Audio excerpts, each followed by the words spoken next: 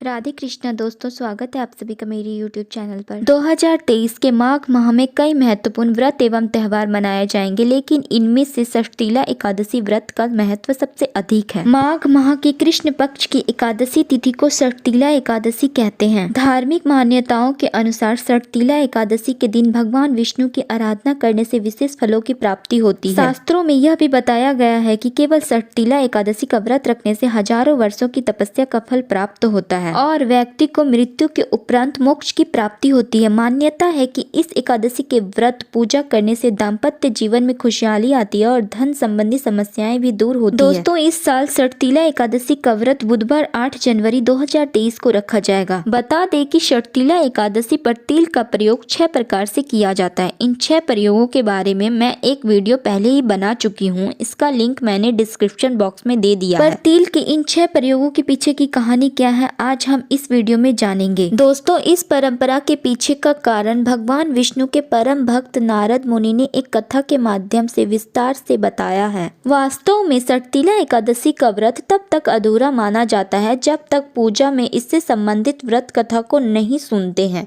आइए जानते हैं क्या है षष्ठीला एकादशी व्रत की कथा। पौराणिक कथा के अनुसार पृथ्वी लोक पर एक ब्राह्मणी रहती थी।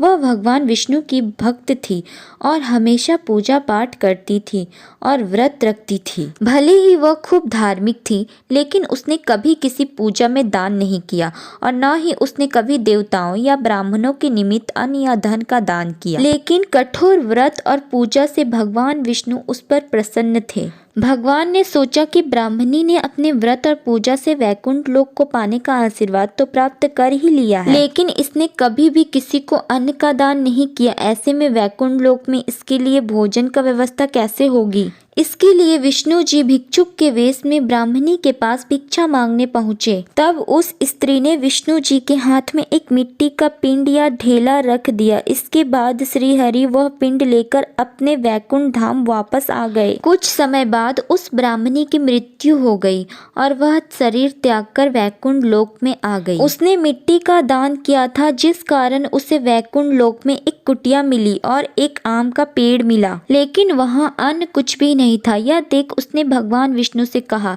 मैंने जीवन भर आपका व्रत और पूजा किया है, फिर मेरी कुटिया खाली क्यों? इसमें कोई अन्न नहीं है। भगवान बोले, तुमने कभी अन्न दान नहीं किया। इसलिए ब्राह्मणी ने भगवान विष्णु से अपनी भूल सुधारने के लिए उपाय के बारे में पूछा। तब विष्णु जी बोले, वैकुंठ लोक में जब देव कन्याएं आए तो तुम उनसे षष्ठीला एकादशी के व्रत और दान के बारे में पूछो और उसका पालन करो। ब्राह्मणी ने देव कन्याओं से षष्ठीला एकादशी के महत्व और विधि को जान व्रत रखा। इस तरह से उसकी कुटिया अन्न भंडार से भर गई। यही कारण है कि षष्ठीला एकादशी पर दान और विशेषकर तिल दान का महत्व है।